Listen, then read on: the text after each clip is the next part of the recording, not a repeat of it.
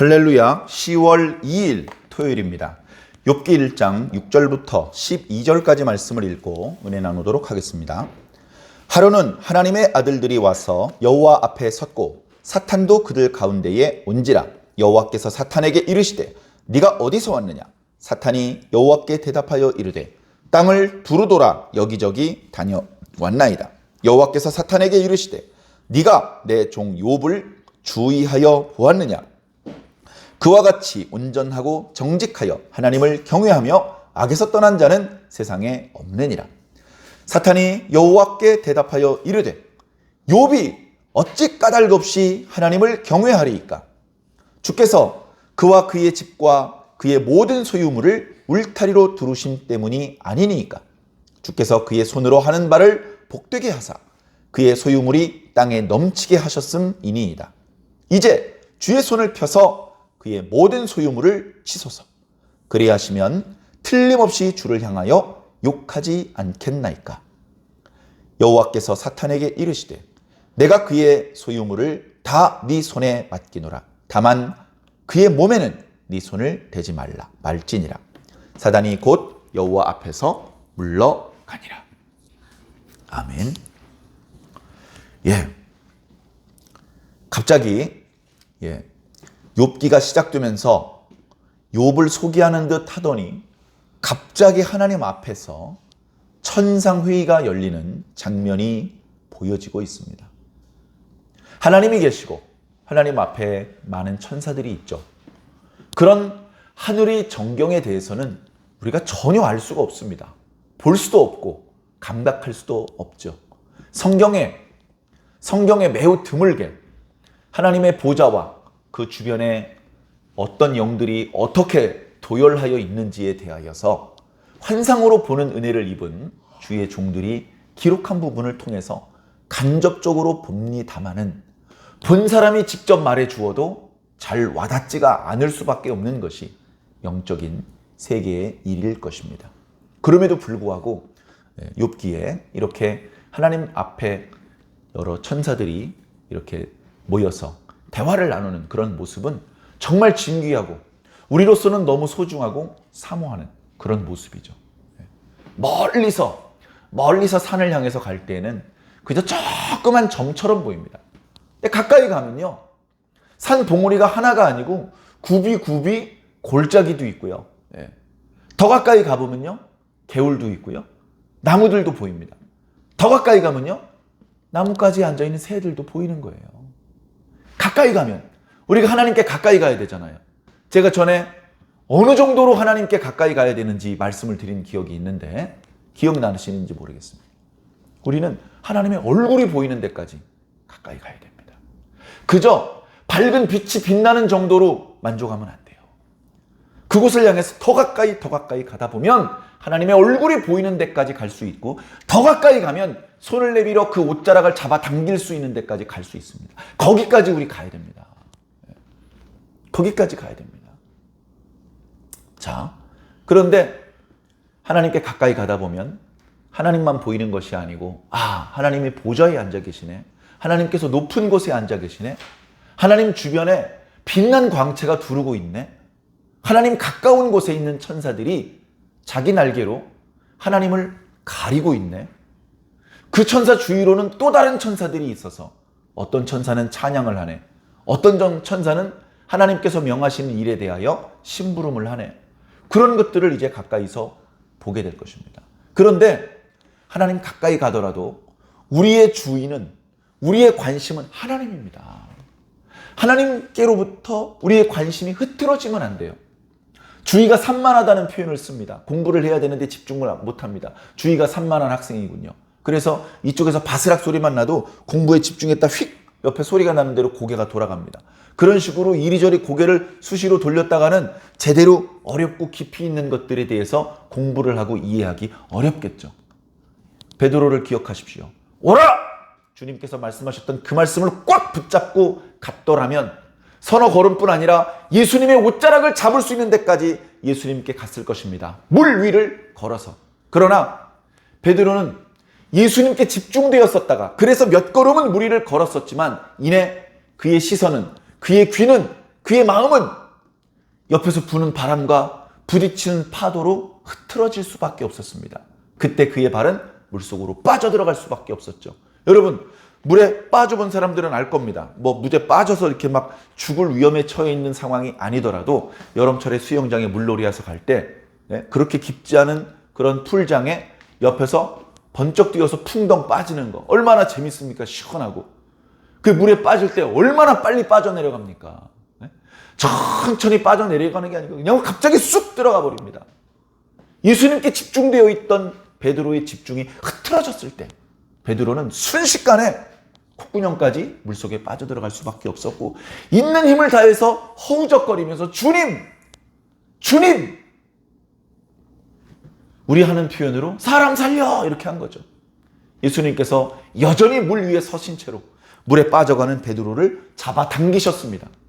그리고서는 배 위로 데리고 올라가셨죠. 하나님께 집중해야 됩니다. 야, 천사들이 많구나. 이쪽에 있는 천사는 목소리가 좋구나. 이렇게 주의가 흐트러지다가 하나님을 놓친다면 이제 더 이상 천사도 보이지 못하고 다시는 하나님 보좌의 전경을 바라보지 못하게 될 수도 있습니다. 우리들의 마음과 정성을 다 바쳐서 하나님을 바라보시기 바랍니다. 이몽룡이 춘향이 보러 남원에 갔죠. 춘향이 보러. 다른 거 보려고 정신 똑바로 차려야 됩니다. 왜 이런 말씀을 굳이 드리느냐. 너무 당연한 말씀이잖아요. 우리의 관심사는 하나님, 예수님, 성령님이잖아요. 그런데 우리 주변에는 하나님, 예수님, 성령님 외에도 우리들의 시선을 끌고 우리들의 마음을 끄는 많은 것들이 있을 수 있습니다. 오랫동안 신앙하고 말씀에 대해서 점점 더 많이 알게 되고 신앙의 어떤 체험이 깊어지더라도 깊은 신앙의 단계는 깊은 신앙의 단계대로의 유혹이 있고 우리들의 마음을 흐트러뜨리는 것들이 많이 있을 수 있습니다. 엉뚱한 곳에 빠지지 마십시오. 차라리 조금 낮은 단계이더라도 오직 하나님께만 집중되어 있는 상태가 더 행복하고 온전한 상태라는 것을 기억해 주시기 바랍니다. 어찌되었건 오늘 말씀에 보면 하나님의 보좌, 어떻게 보면 보좌라는 표현은 없어요. 하나님 앞에 하나님의 아들들이 서 있다 이렇게만 표현하고 있습니다. 그런데 이 모습을 사도 요한이나 이렇게 다른 은혜자들의 기록을 보면 하나님께서 보좌에 앉아 계셔요. 근데 그 보좌가 남보석같이 빛나고 있어요. 그 보좌에 하나님께서 앉아 계신 게 틀림없어. 모든 음성이 거기로부터 시작되고 그 주변에 있는 영들은 다 보좌를 향해서 엎드리고 있어요. 아, 저 보좌에 앉으신 분이 제일 높으신 분이구나. 바로 아버지 하나님이시구나. 그것을 환상 가운데 본 요한이 단박에 깨달았죠. 그러나 하나님의 형상을 자세히 뜯어볼 수는 없었던 것이 하나님 가까이에는 우리가 멀찍이 있을 땐 알지 못했던 특별한 영이 하나님의 형상을 우리가 직접 보지 못하도록 감싸고 있습니다.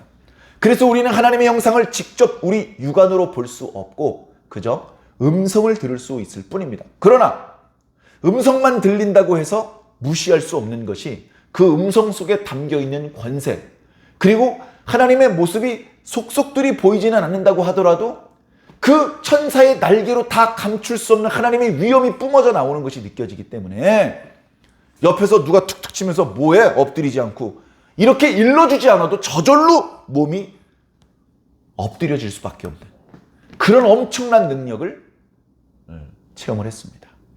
그걸 본 모든 사람, 미가야라는 선지자도 보았고 스가랴 선지자도 보았고 사도 요한도 보았고. 자, 그런데 오늘 말씀에는 중요한 게 그게 아니에요. 하나님께서 앉아 계신 보좌가 녹보석이면 어떻고 남보석이면 어떻습니까? 그게 중요한 게 아니고 뭐가 중요하다고요? 하나님이 중요한 거예요. 하나님. 그래서 성경은 일부러 다 알고 있으면서 중요한 것을 더 부각시키기 위해 그 주변에 중요하지 않은 것을 오히려 숨깁니다. 그래서 우리는 지난 시간에 욥을 소개하면서도 욥이 정확히 누구인지, 누구의 아들인지 뭐 그런 것들에 대한 설명이 거의 없습니다. 왜? 욥 그 자체에 집중하라는 의미에서 그렇게 다른 것들에 대해서 알고 있으면서도 소개하지 않고 있었다라는 말씀을 드렸죠. 또 마찬가지입니다. 하나님이 계십니다. 하나님이 중심입니다. 하나님이 계신데 하나님의 아들들이 하나님 앞에 서 있습니다. 하나님의 아들이 아니고 아들들이 서 있습니다. 예? 목사님, 하나님의 아들은 외아들, 독생자, 예수 그리스도밖에 없는 것 아닙니까? 그런데 구약 성경의 하나님의 아들들은요, 우리가 쉽게 말하는 천사들입니다. 베네 하 엘로힘, 하나님의 아들들, 천사들을 의미하는 것이죠. 천사들. 하나님께서는 보좌에 앉아 계실 수 있지만 천사들은 서 있습니다. 물론 앉아있다, 서 있다라고 하는 것은 우리 인간들이 쓰는 표현입니다. 영들은 앉아있는 것도 없고 서 있는 것도 없어요, 사실은. 영들은 어떤 형태인지 우리가 알 수가 없습니다. 그런데 우리 인간의 생각으로 봤을 땐 어른이 앉아있는 거예요. 그죠? 그리고 그 어른보다 낮은 사람은 편안하게 앉아있으면 안 됩니다. 어른은 조그마한 의자, 등받이도 없는 의자에 불편하게 앉아있는데 그 밑에 사람이 푹신한 의자에 다리 꼬고 앉아있으면 말이 됩니까, 이게? 그러니까 임금이 계단을 몇 계단 올라가서 저 위에 화려한 보석으로 장식된 큰 보좌에 앉아있는 것처럼 하나님은 그보다도 더 크고 아름다운 보좌에 앉아 계실 것이다. 그리고 나머지 모든 영들은 어디를 앉아있어? 서 있어야 되고, 그리고 하나님 가까이 있는 권세 있는 영들은 서 있지만 그보다 더 거리가 떨어져 있는 곳에서는 무릎을 꿇고 있어야 될 것이다. 왜? 하나님의 권세와 위엄이 지대하시니까. 근데 그것은 인간적인 생각입니다. 영은 서 있는 것도 앉아 있는 것도 무릎 꿇는 것도 우리하고는 다르기 때문에, 그러나 우리가 이해할 수 있게 그렇게 표현을 하고 있는 것이죠. 자, 하나님과 하나님 앞에 천사들이 있습니다. 전혀 이상하지 않죠. 너무 자연스럽습니다. 하나님께서 천사들 필요 없어 나 혼자 놀래, 그렇게 하지 않으십니다. 하나님께서는 천사들을 두셔서 천사들을 통해서 일하는 방법을 늘 쓰셨습니다. 그래서 그 천사들과 대화를 나누기도 하시고 그 천사들의 의견대로 해주실 때도 있고, 천사들에게 이렇게 명하시기도 하시고 저 천사를 보내기도 하시고, 모든 것은 하나님의 주권과 능력으로부터 시작되어서 하나님 자유롭게 하실 수 있습니다. 이렇게 하셔도 하나님의 뜻이 이루어지고 저렇게 하셔도 하나님의 뜻이 이루어집니다. 어떤 방법으로든 당신의 뜻을 이루실 수 있는 의지와 능력을 가지고 계시기 때문에 그렇죠. 근데 특이한 건 뭐냐? 사탄이 있다는 겁니다. 사탄이 있습니다.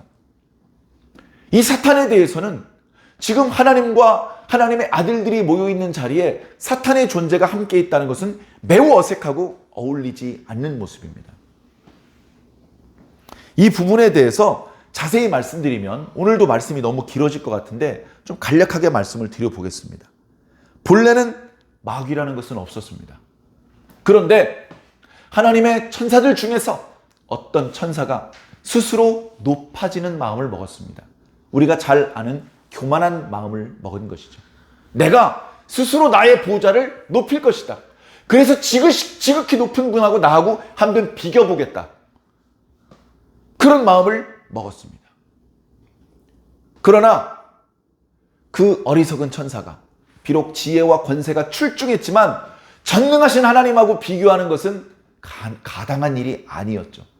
결국 그의 음모가 탄로났고 그는 모든 지위를 잃어버린 채 지옥 밑바닥으로 던져졌습니다. 하늘에서 쫓겨난 것이죠. 하나님 앞에 감히 교만한 마음을 먹었던 천사 하나를 땅으로 집어 던지니까 천사가 한 명이 땅에 꽂힌 게 아니고 하늘에 있던 천사의 3분의 1이 같이 떨어집니다. 그러니까 그 교만한 마음을 먹었던 천사의 권세가 얼마나 대단했었는지 미루어 짐작할 수 있는 정도죠. 그래 그가 하늘에서 떨어졌습니다. 하늘에 있을 곳을 얻지 못해서 땅으로 내려온 것이죠. 땅은 하나님께로부터 쫓겨난 그 타락한 천사, 마귀, 그 마귀의 능력과 권세를 감당할 수 없습니다. 창조주 하나님에게는 비길 수 없지만 마귀의 권세와 그가 부릴 수 있는 조화는 인간이 봤을 때는 하나님과 별로 차이가 없어 보이기 때문에 그렇습니다.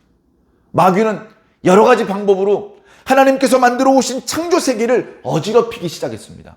오염시키기 시작했습니다. 하나님의 큰 그림에 훼손을 가하기 시작을 했습니다. 그가 처음 한 것은 하나님께서 만드신 걸작품인 인간을 죄로 오염시키는 것이었습니다. 그래서 뱀의 모양으로 에덴 동산에 잠입해서 먼저 여자를 유혹했고 그리고 아담도 그의 유혹에 빠져서 하나님께 불순종하게 만들었습니다. 하나님하고 아담하고 딱 붙어 있는데 마귀가 하나님보다 힘이 세서 하나님의 손목을 꽉 붙잡고 아담을 뜯어냈느냐? 그럴 수 없죠. 아무리 마귀가 힘이 세도 하나님이 훨씬 더 강하십니다. 그러니 하나님께서 아담을 붙잡고 계신 동안에는 마귀가 아담을 만지지도 못하는 것입니다. 그러니 마귀는 방법을 바꾸는 것이죠. 아담이 범죄하게 만듭니다. 아담에게 거짓말을 던져서 그 거짓말을 믿게 하면 아담이 하나님의 말씀이 아니라 마귀가 시킨 대로 하게 되고 불순종하게 됩니다. 범죄하게 됩니다. 그러면 그 죄라는 것이 하나님과 아담 사이에 중간을 쫙 벌립니다. 그러면 더 이상 아담은 하나님의 보호를 받지 못합니다. 그때 마귀가 그를 낚아채서 죽음으로 집어 던지는 것이죠. 마귀는 똑같은 방법을 지금도 쓰고 있습니다. 이 세상의 거의 모든 사람이 마귀가 던져주는 거짓말을 한 번쯤은 들어봤습니다. 그리고 거의 대부분의 사람들이 그 마귀가 던져주는 거짓말을 철석같이 믿고 있습니다.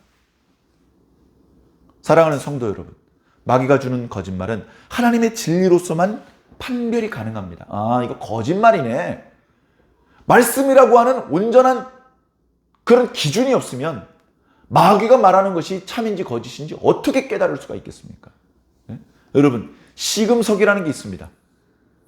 돌이 있어요, 돌. 손바닥만한 돌멩이가 있어요. 대충 검은색입니다. 검은색인데 이 시금석은 어떤 거냐? 금을 시험하는 돌입니다. 금이 있습니다. 금을 시금석에다 그으면요, 마치 이 칠판에다가 백묵으로 이렇게 그리는 것처럼 그림이 그려져요. 그러면 그 빛깔을 보고 이 금이 순도가 100%인지 50%인지 70%인지 그걸 보는 겁니다. 그걸 테스트하는 돌, 시금석. 그 돌이 있으니까 금에다 불순물을 막 섞어놓고서 이거 100% 금이야, 99.99%야 라는 거짓말을 못하게 되는 거예요. 말씀이 있는 사람 앞에서는 함부로 거짓말을 꺼낼 수가 없는 것이죠. 그런 마귀가 하늘에서는 비록 쫓겨났지만 이 세상을 온전히 장악을 했고 세상에서 하나님을 믿으려는 사람에게 하나님인 채 합니다. 하나님의 진리를 듣고 싶어하는 사람에게 마귀가 거짓말을 말해줍니다. 그래서 그 사람들의 경배를 받습니다. 하나님께서 받으셔야 될 경배를 마귀가 중간에서 가로챕니다. 하나님께 올라가는 기도를 중간에서 마귀가 가로챕니다. 그래서 사도는 이런 마귀를 공중의 권세 잡은 자다 이렇게 표현하고 있습니다. 하늘에 계신 하나님과 땅에 있는 인간 중간에 있으면서 하나님과 인간 사이를 가로막고 이간질시키고 하나님의 음성이 잘 들리지 않게 막고 우리의 기도가 하나님께 올라가지 못하게 막고 우리의 시선이 하나님께 집중되지 못하도록 분산시키는 아주 악하고 사특한 영을 말하는 거죠. 바로 마귀요 사탄입니다. 이 마귀가 하나님 앞에 와 있습니다. 어떻게 그럴 수가 있을까요? 하나님께서 오지 못하게 막으셨는데 마귀가 힘이 세져서 하나님께서 막으신 벽을 깨트리고 들어왔나? 그럴 수는 없죠. 하나님께서 야, 오늘은 그 마귀도 잠깐 들어와 보라 그래라. 그렇게 잠깐 허락을 해주시니까 그때 들어온 겁니다. 다른 모든 천사는 흩어져서 일을 하다가 하나님께서 모이라 그래서 모이면 하나님께서 너는 뭐 하다 왔구나. 내가 저번에 너한테 뭐 시켰지. 그 일 어떻게 됐는지 말해봐라. 이렇게 말씀하실 텐데 이 사탄은 어디서 뭐 하고 왔는지 하나님께서 물어보십니다. 왜? 하나님께서 뭐 하라고 지시하신 적이 없어요. 자기 마음대로 막 돌아다니는 겁니다. 너 어디 있다가 오는 길이냐? 예, 땅의 이곳저곳을 두루 돌아다니다가 왔습니다. 왜? 하늘엔 있을 곳이 없으니까. 하늘엔 있을 곳이 없으니까 땅에 내려와서 여기저기 두루 돌아다녀. 그러니까 땅에 대해서는, 인간에 대해서는 어쩌면 마귀가 다른 천사들보다 더 잘 알지도 모릅니다. 그래? 너 땅 여기저기 사방을 다 돌아다녔어? 땅에 대해서 잘 알겠구나. 그럼 내 종 욥도 받겠네? 하나님께서요, 욥을 뭐라고 말씀하십니까? 내 종이야. 구약 성경에 인간을 가리켜 내 종이라고 표현된 사람은요, 아브라함, 이삭, 야곱, 모세 정도 엄청나게 큰 영적인 축복을 받은 사람들, 하나님께서 신뢰하고 사랑해 주시는 사람, 인간이 하나님께 신뢰를 받고 사랑받는 엄청난 행복입니다. 구약에 수없이 많은 의인들이 있지만 너는 나의 종이야, 이렇게 표현된 그런 종은 손에 꼽습니다. 그런데 욥이 바로 하나님께서 걔 내 종이야, 야 욥 봤지? 욥 같은 사람 없다. 우리는 이미 1장 1절 말씀을 통해서 성경이 욥을 어떻게 묘사하는지 보았습니다. 그는 온전하고 정직하며 하나님을 경외하고 악에서 떠난 자다. 하나님을 경외하기 때문에 온전할 수 있습니다. 정직할 수 있습니다. 악에서 떠날 수 있습니다. 하나님께서 똑같이 말씀을 하시는 거예요. 9절에, 8절에. 이게 뭡니까? 하나님의 욥에 대한 사랑, 칭찬, 축복, 신뢰가 담겨져 있는 말입니다. 사랑하는 성도 여러분, 하나님께서는 지금 예배를 드리고 있는 여러분들을 뭐라고 부르실까요? 여러분들을 가리키면서도 너는 내 종이야. 네가 내 종이 아니면 누가 나의 종이겠느냐. 너는 나의 마음을 시원하게 하는 자로다. 너는 나의 가려운 곳을 긁어주는 자로다. 너는 나의 기쁨이다. 내가 내 것을 너를 위해서는 아끼지 않겠다. 이렇게 표현해 주시는 그런 일꾼인가요? 우리 스스로의 모습을 한 번쯤 생각해 보시면 좋을 것 같습니다. 그런데 마귀는 하나님께서 그렇게 욥을 칭찬하실 때에 탐탁지 않은 말을 하고 있습니다.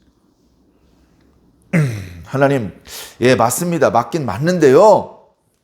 하면서 이 마귀가 하는 말, 오늘 9절 말씀에 나타나고 있는 이 마귀의 말, 이게 욥기 전체의 핵심적인 주제입니다. 마귀가 뭐라고 말합니까? 하나님, 욥이 어찌 까닭 없이 하나님을 경외하겠습니까? 욥이 하나님을 경외하는 데에는 그만한 까닭이 있는 겁니다. 이유가 있기 때문에 하나님을 경외하는 겁니다. 그 이유는 10절에 나타나고 있습니다. 뭐죠? 경제적인 풍요를 준다는 겁니다. 하나님을 경외하는 것이 이득이 되니까 하나님을 섬긴다는 겁니다. 하나님을 잘 섬길수록 점점 이익이 많아져요. 그걸 알고서 욥이 더 큰 이득을 얻기 위해서 하나님을 더 극진히 섬기는 것입니다. 욥이 지금 하나님을 섬기는 그 모습은 별거 아닙니다. 하나님, 이득이 생기니까 섬기는 거예요. 그러면서 뭐라 그럽니까? 하나님께서 그동안 그에게 주셨던 복을 거두어 가시면 단박에 하나님을 욕할 겁니다. 단박에. 여기 이제 재밌는 표현이 숨어 있는데요. 원문에는요, 어떻게 표현되어 있냐 하면, 하나님께서 그의 소유물을 치시면 틀림없이 주를 향하여 축복할 것입니다 라고 표현되어 있어요. 원문에는. 왜 그렇게 표현되어 있느냐면, 이 말씀을 회당에서 낭독을 해야 되잖아요. 하나님께 예배를 드리면서 하나님의 율법의 말씀을 낭독하는 장소에서 하나님을 향하여 저주를 한다라는 표현이 큰 소리로 낭독되면 안 되잖아요. 그러니까 의미는 저주하고 욕하는 것인데 표현은 축복한다는 단어로 거기다 집어넣은 거예요. 완전 반대말이죠. 그러나 그 말씀을 읽는 유태인들은 다 그 뜻을 압니다. 하나님 앞에 너무 불경하고 하나님 앞에 죄송하니까 축복한다는 단어로 바꿔서 읽었을 뿐이지, 사실은 이 사람이 축복을 다 잃어버리면 하나님을 배반하고 하나님한테 욕할 거다. 이제 그런 의미라는 것을 다 아는 것이죠. 근데 마귀가 그렇게 하나님께 이야기를 합니다. 그러자 하나님께서는 이렇게 말씀하십니다. 사탄아, 욥의 모든 소유를 너에게 맡기겠다. 네가 뺏어가든 불질러버리든 찢어버리든 네 마음대로 해라. 그러나 욥의 몸에는 손을 대지 마라. 그렇게 선을 그어주셨습니다. 마귀도요, 함부로 하나님께서 그어놓으신 선을 넘어갈 수 없습니다. 이어지는 말씀을 보면 이제 내일 주일날 묵상하게 될 말씀인데요. 욥으로서는 난데없이 특별히 잘못한 것도 없는데 어마어마한 재앙이 닥칩니다. 어마어마한 고난이 닥칩니다. 감당하기 어려운 고난이 닥치는 것이죠. 여러분, 우리는 복을 받으면 복 받을 만한 그런 공로가 있기 때문에 복을 받는다, 이런 생각을 합니다. 저주를 받으면 저주를 받을 수밖에 없는 범죄를 저질렀구나, 그렇게 생각을 합니다. 그리고 실질로도 성경에 보면 복을 받을 만한 선한 행동을 했을 때 하나님께서 복을 주시고, 하나님께서 기뻐하지 아니하시는 범죄를 하고 불순종을 했을 때는 저주가 임하는 사례가 많이 기록되고 있습니다. 그런데 지금 욥이 저주를 받고 욥이 재앙을 만나고 욥이 고난을 당하는 것은요, 절대 욥이 특별히 갑자기 뭘 잘못해서 이런 고난이 닥치는 게 아니에요. 이 말씀을 통해서 하나님께서는 우리들에게 말씀해 주고 계십니다. 너희 하나님의 백성들아, 너희들이 어떤 땐 복을 받고 어떤 땐 고난을 당하는데 그게 항상 공로가 있어서 복을 받는 게 아닐 수도 있어. 항상 범죄했기 때문에 고난을 당하는 것이 아닐 수도 있어. 특별히 잘한 게 없는데 하나님께서 막 복을 주실 때도 있어. 조심해야 돼. 마냥 기뻐할 만은 아니야. 아무 잘못도 없는데 갑자기 일이 어렵게 꼬일 때가 있어. 어리석게 하나님께 원망하지 마. 겸손해 입 꽉 다물어. 어금니 깨물고 그 고비를 잘 넘어가. 더 큰 축복을 주실 거야. 그런 격려의 마음이 욥기 전체에 깔려 있는 겁니다. 사랑하는 성도 여러분, 우리가 모르는 곳에서 이 세상에 엄청나게 큰 영향을 줄 어떤 일들이 결정이 됩니다. 종종 말씀드리지만 지금 16호 태풍 민들레가 동경 앞바다를 지나가고 있잖아요. 그것 때문에 비도 많이 오고 파도도 높아지고 난리도 아닙니다. 그러면 그 태풍이 그 동경 앞바다 지나갈 때 동경 시민들에게 저 좀 지나가도 되겠습니까? 물어보고 지나갑니까? 안 물어봐요. 그냥 지나가는 겁니다. 하나님의 재앙이, 하나님의 불이 하늘에서 땅으로 쏟아질 때 그 불을 뒤집어 쓸 사람한테 조금 이따 불이 쏟아질 텐데 괜찮겠니? 물어보고 쏟으시는 거 아닙니다. 그냥 위에서 결정 내려지면 그냥 그 순간 쏟아지는 겁니다. 하나님의 복도 그렇게 쏟아지는 것이고 하나님의 진노와 재앙도 그렇게 쏟아지는 것입니다. 우리는 그냥 겸손할 수밖에 없어요. 우리가 집에서 강아지도 기르고 닭도 기르고 할 때 그 닭이 특별히 잘해서 사랑해 줍니까? 그 개가 특별히 잘 못해서 군밤을 먹입니까? 특별히 잘못한 게 없는데 주인이 막 야단치고 때리고 그러면 강아지 입장으로서는 얼마나 억울하고 황당하겠습니까? 그런데 강아지는 힘이 없어요. 우리 사람에게 어떤 사정이 있어서 그 강아지를 때렸고 또는 칭찬해주고 간식을 주는지 강아지는 몰라요. 사랑하는 성도 여러분, 그저 겸손입니다. 하나님이 저한테 이러시면 안 되시죠? 이런 생각이 들지도 모릅니다. 그러나 그렇게 함부로 입방아를 찧어서 화를 자초하기보다는 어금니 깨물고 이게 어떤 의미인지, 이것을 통해서 무엇을 나한테 깨닫게 해주시기를 원하시는 것인지 그것을 좀 기다릴 수 있어야 됩니다. 그걸 깨닫는 동안까지 기다리는 동안에 절대 죽게 하지 않으십니다. 당신께서 그 뜻을 보여주고 알려주기 위해서라도 반드시 그 사람을 살려두십니다. 그리고 깨닫게 해주실 것입니다. 사랑하는 성도 여러분, 어려움을 당하시더라도 낙심하거나 원망하지 마시고 끝까지 인내해서 기어이 하나님의 칭찬과 축복을 받아내시기를 예수님 이름으로 간절히 축원합니다.